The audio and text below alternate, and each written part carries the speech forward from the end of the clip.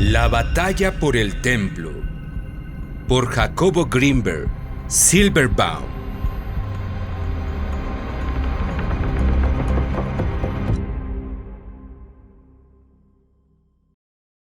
Hoy te presento el capítulo número 6. La universidad. La conciencia, con respecto a los otros, cree vivir un continuo. Cada familia de experiencias deja su propio trazo y en él no se admiten discontinuidades. Somos muchas mentes en una, y cuando volvemos a ver a un amigo o a un familiar después de un largo intervalo, juntamos los pedazos de las memorias referentes y los unimos. Por eso, decimos cosas como «No ha pasado el tiempo» o «Parece que fue ayer». Lo mismo sucede con nuestra percepción. El pegamento de la realidad fusiona imágenes, una detrás de la otra, dándonos la sensación de continuidad. Así le sucedió a José cuando regresé a México. Me llevó a sus diversiones y sufrió al darse cuenta de que yo las consideraba absurdas y superficiales. Me habían sucedido demasiadas experiencias, como para ser el mismo que él conocía. Sus amigos visitaban casas misteriosas de la Ciudad de México y asustaban a la gente, gritándole en las calles. Mientras tanto, Lisette se había ido a Guadalajara con sus padres y mi familia se preparaba a regresar a la casa nueva que Toba había remodelado. El panorama era sombrío. A Jerry, Toba lo trataba como un animal y en las noches oía a mi padre exigiéndole a Toba sexo, a lo que ella se negaba. Había nacido un hijo de ambos, Ari, el cual era una hermosura. Petra había desaparecido, y el único que parecía contento era Natán, quien se había convertido en el favorito de Toba. Ingresé en la Facultad de Ciencias de la Universidad Nacional, y allí me encontré a Bernardo, a Silvia y a un maestro extraordinario, don Juan de Oyarzábal. Era refugiado español y se decía que al huir de España, al mando de una corbeta, había bombardeado un puerto franquista. Hablaba esperanto y sus análisis acerca de la física relativista eran memorables. Su persona, alta, vigorosa y totalmente íntegra, me producía admiración y respeto.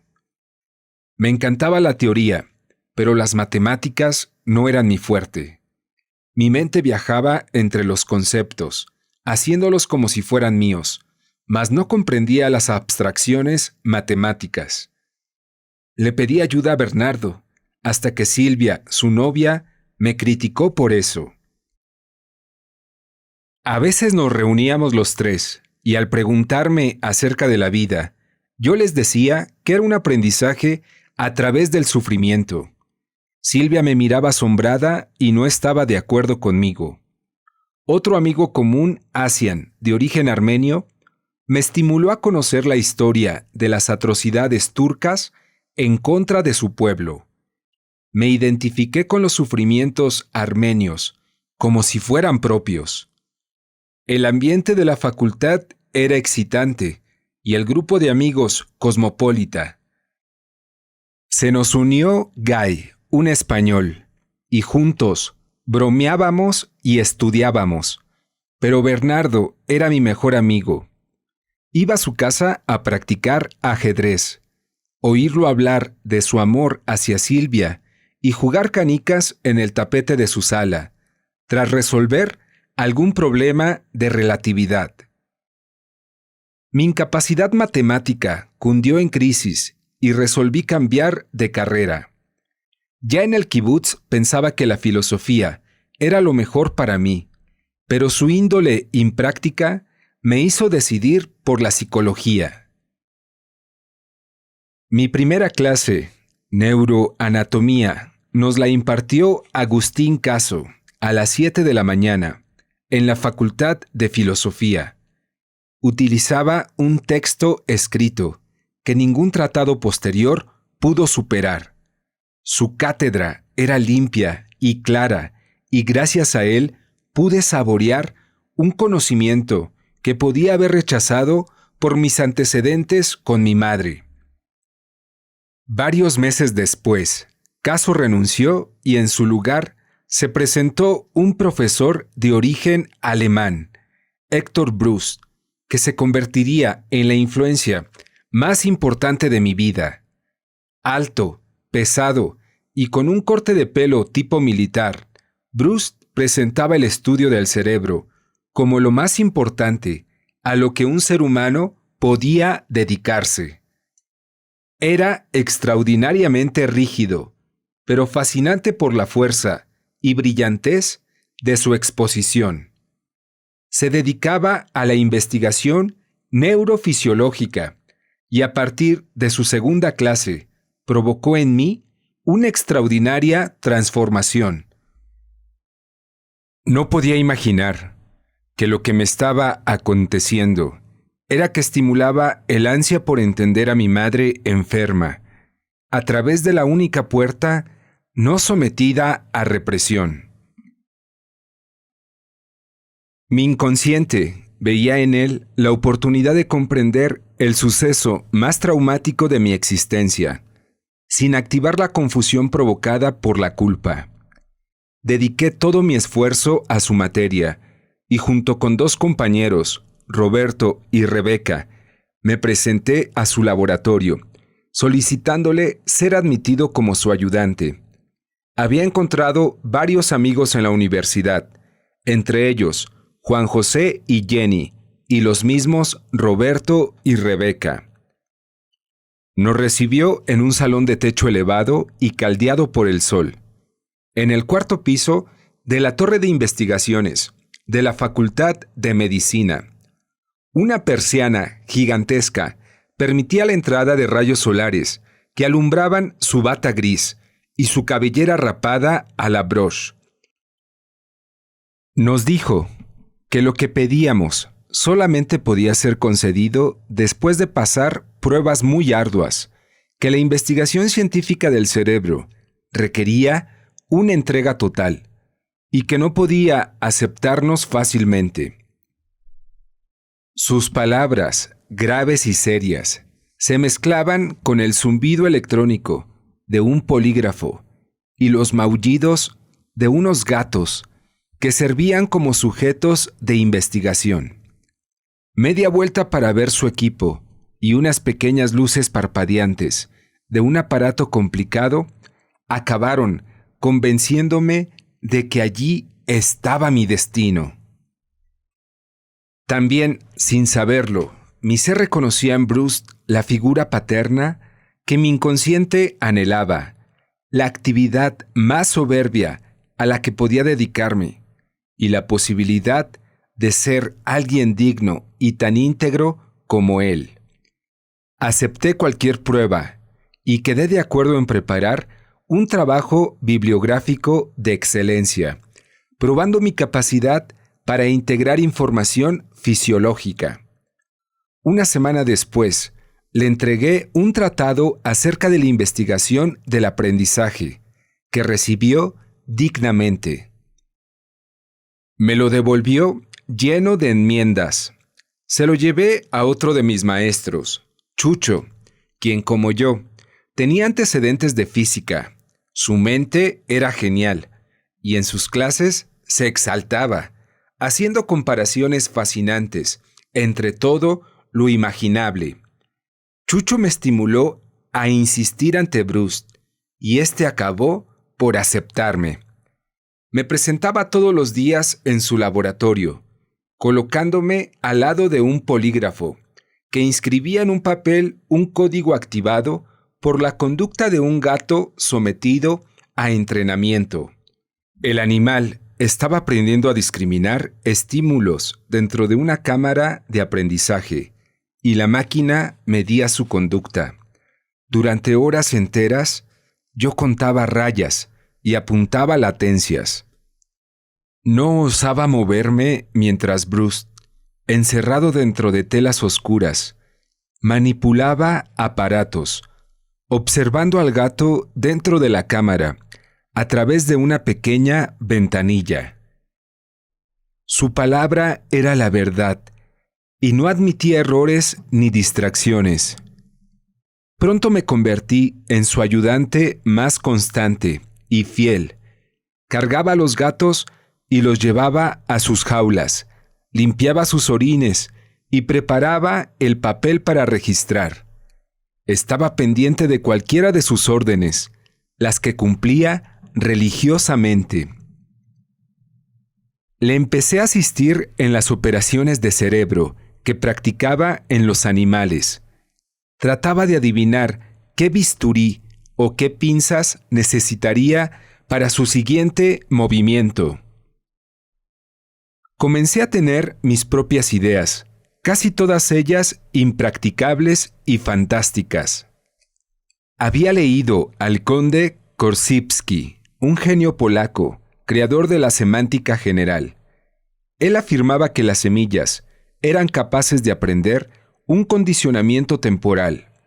En un experimento, había plantado una semilla de calabaza y cuando su raíz alcanzó varios centímetros, giraba todo el recipiente 90 grados, hasta que por gravedad la raíz lograba la verticalidad. En ese momento, volvía a girar 90 grados, y así innumerables veces. Korzybski afirmaba que al dejar de girar el recipiente, la raíz, por sí misma, giraba en los intervalos a los que se había acostumbrado. Quise repetir el experimento y le pedí al doctor Guevara, maestro de Bruce y vecino de laboratorio, ayuda. El doctor Guevara había perdido una pierna en un accidente. Era delgado, casi calvo y de apariencia agradable. Siempre había un consejo maduro en su boca. Accedió y me dejó colocar varios frascos con semillas plantadas en gel en las repisas de su laboratorio. A los pocos días, un activísimo cultivo de hongos de olor penetrante impedía ver el gel, raíz y semilla. Después de ese fracaso, se me ocurrió trabajar con mimosas púdicas en un experimento de aprendizaje.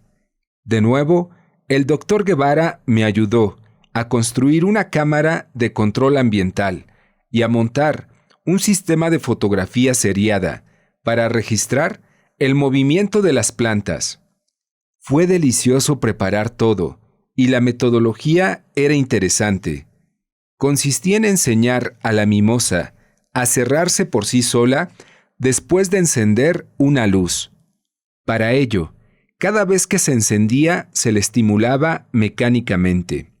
La planta respondía cerrándose ante el estímulo mecánico, pero nunca pudimos continuar lo suficiente para ver lo otro.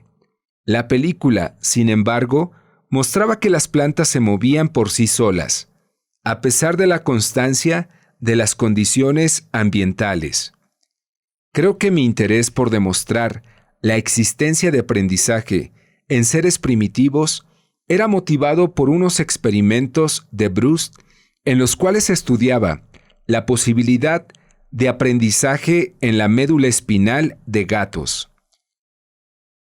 Eran experimentos terribles por el sufrimiento que provocaba en los animales.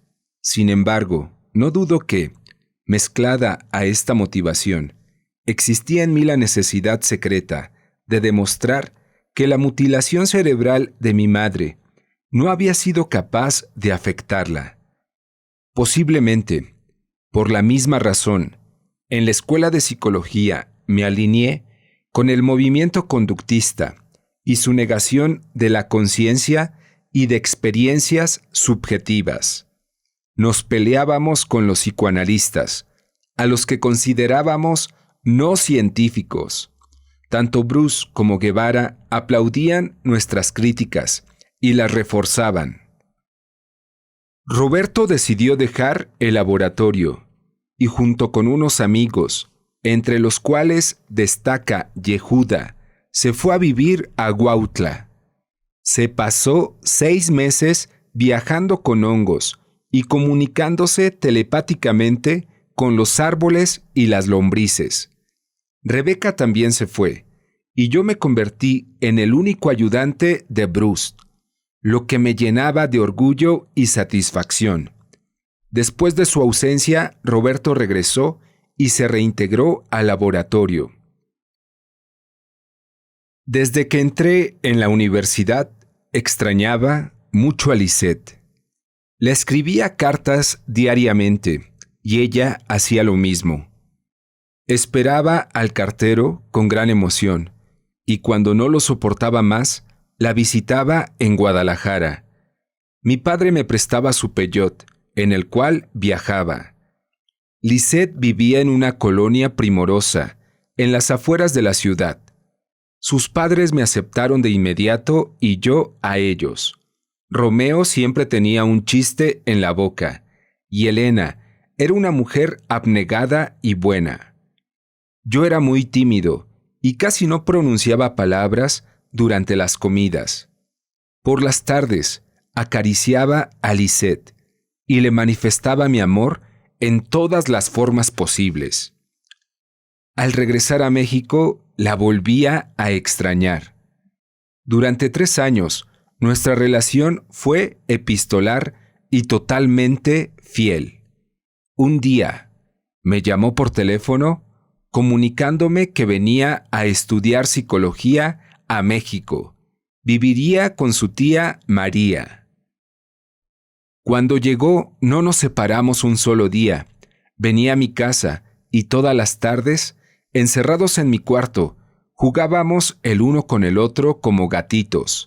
Se convirtió en la hermana mayor de la familia y juntos nos regocijábamos viendo a mis hermanos jugar y pelear. Petra había regresado a la casa y nos cuidaba a todos. La relación de mi padre y Toba había terminado después de una pelea terrible, en la cual se habían golpeado hasta casi matarse. Toba había llamado a su padre, el cual me golpeó al criticar a su hija. Recuerdo que, unos días antes, yo había entrado a su cuarto en la noche. Ambos estaban acostados. Les dije que debían separarse y súbitamente comencé a llorar. La sorpresa ante mi propia reacción fue mayúscula. No podía entender de dónde venía ese llanto. Toba se llevó a Ari, y mi padre lo desconoció como hijo. Me había preguntado mi opinión antes de tomar la decisión, y yo se lo había prohibido, pero no me escuchó. Cuando Lisette cumplió varios meses en México, mi padre nos comunicó que había conocido a una muchacha francesa, Kenny, y que había decidido casarse con ella. Averigüé en dónde vivía y la fui a visitar. No era francesa, sino libanesa. Le dije que no se casara con mi padre. Le advertí que sufriría terriblemente a su lado. Tampoco me escuchó. Mientras tanto, yo había conseguido un trabajo como maestro de laboratorio en la Preparatoria Nacional. Juan José y yo trabajábamos juntos, dando prácticas de psicología experimental. Juan José me asombraba por su capacidad e inteligencia. Se nos ocurrió un experimento de actitudes. Él se disfrazó de alumno y se ganó la confianza de sus condiscípulos. Era un artista consumado que en sus tiempos de estudiante había actuado en obras de Molière. El plan consistía en medir la actitud entre la guerra y la violencia en los muchachos antes y después de una sesión de sugestión. Prácticamente, todos ellos se mostraron en desacuerdo con la guerra. Pero, entonces, Juan José se levantó de su asiento y, exaltado, defendió la necesidad de la guerra y sus grandes beneficios. Se había convertido en el líder de la clase, y todos lo escuchaban con respeto.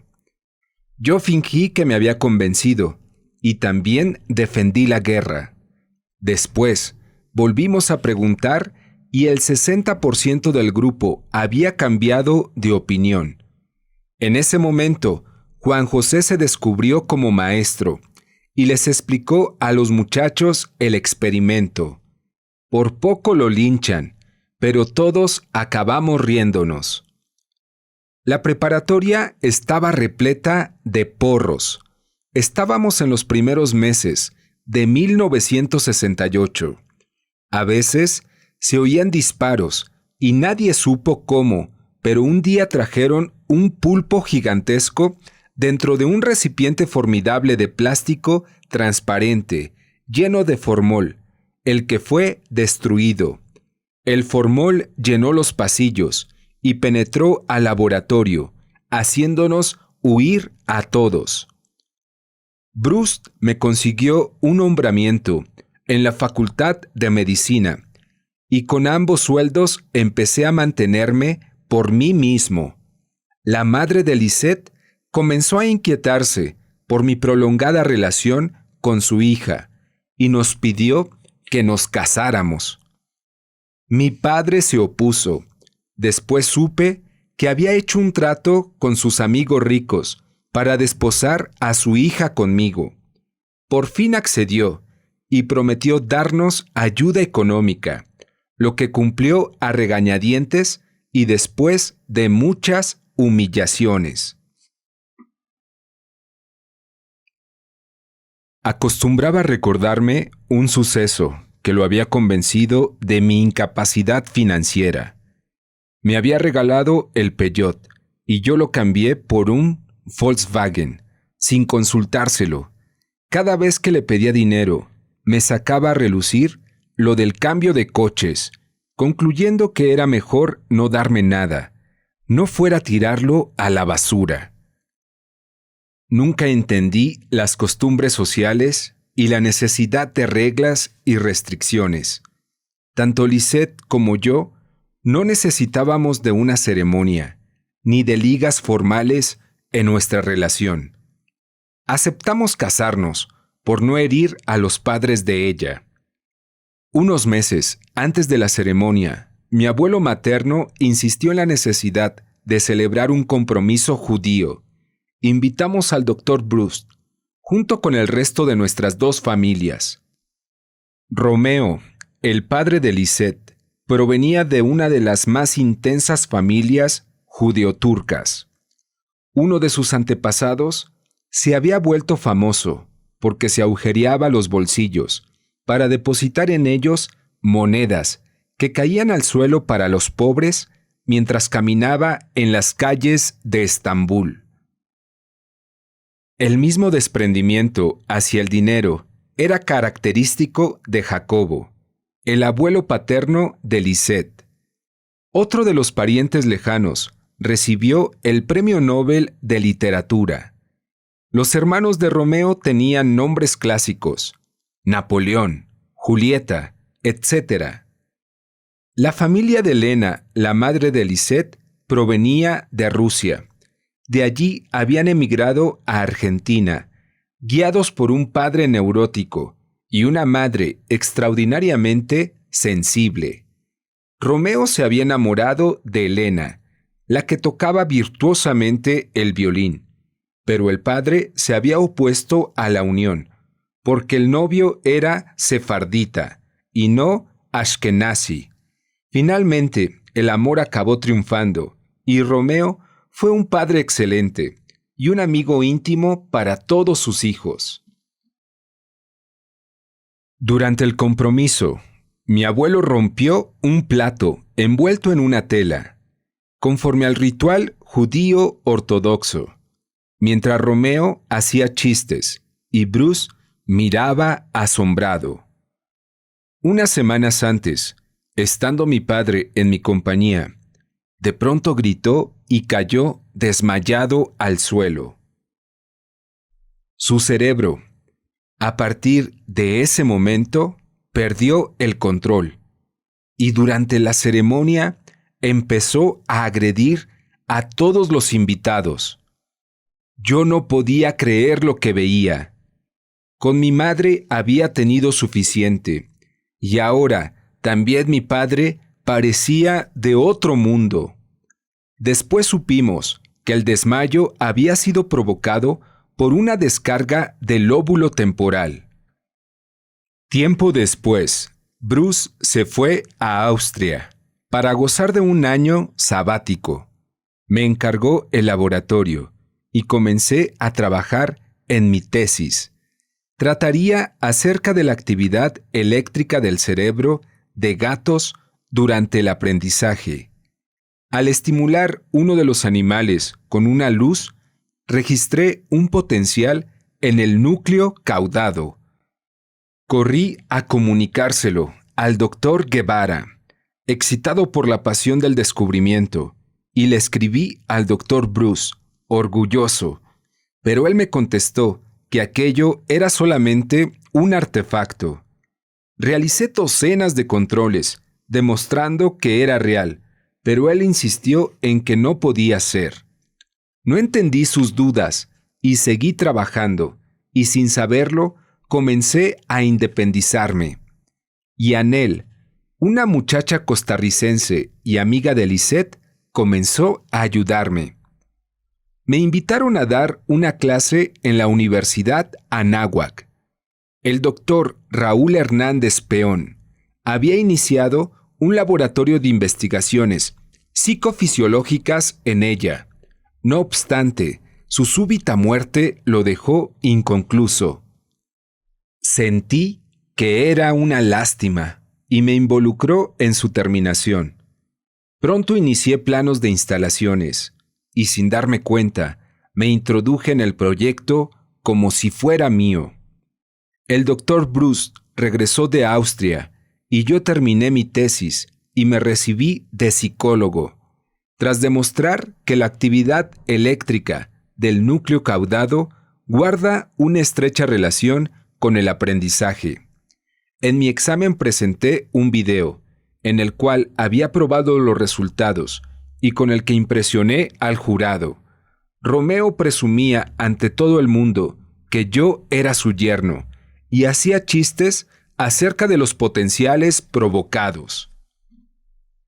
Me formé en el laboratorio y, a excepción de pocos maestros de la Escuela de Psicología, nadie influyó tanto en mi desarrollo.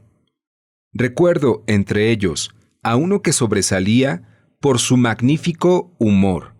Era psiquiatra y nos daba clases en el antiguo manicomio de la Castañeda. Ese lugar era peor que el infierno de Dante. Había pabellones en los cuales los enfermos se masturbaban constantemente y vivían completamente desnudos.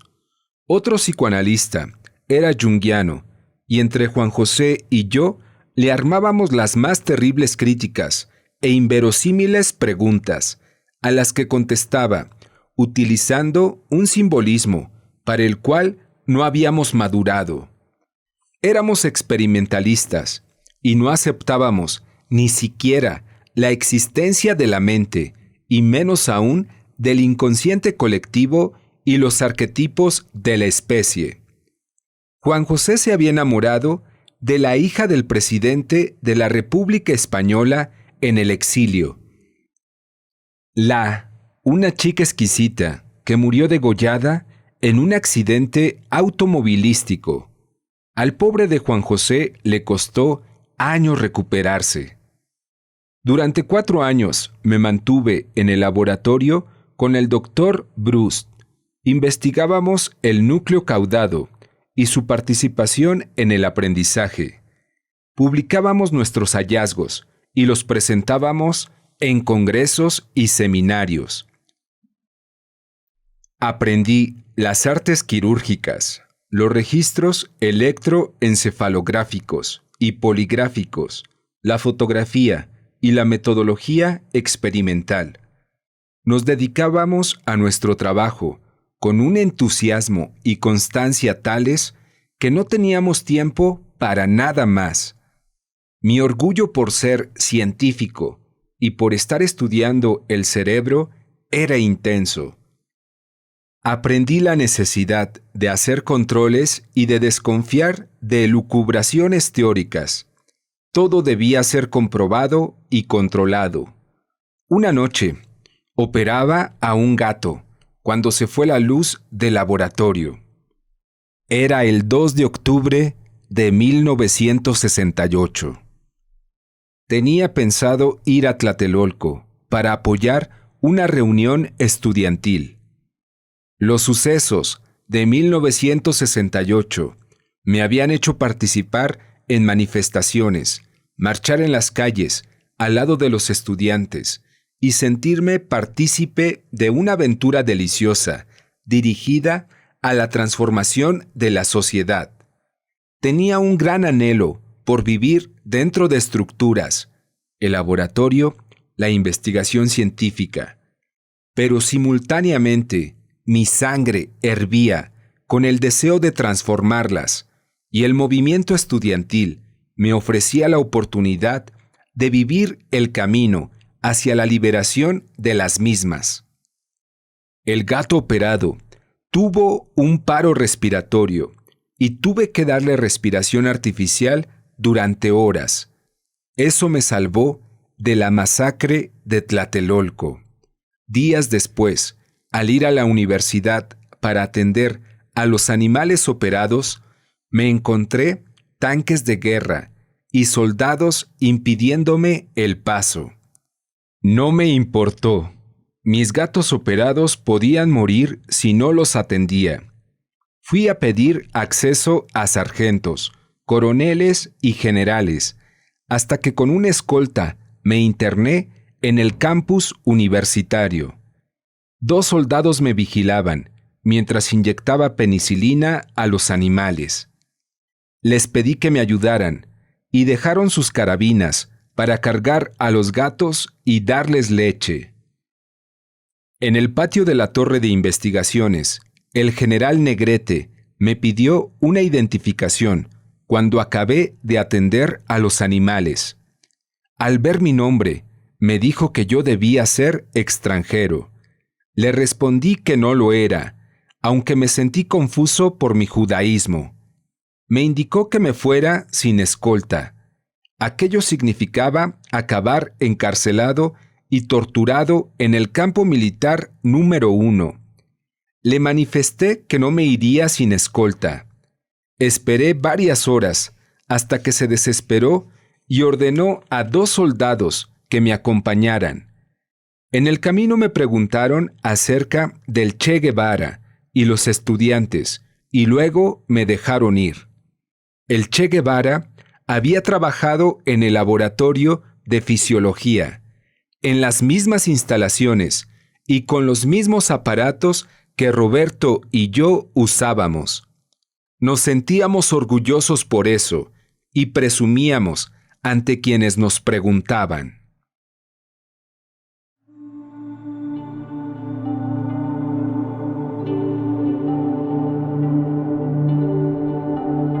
Muchas gracias por tu visita. No te pierdas el próximo episodio. Lisette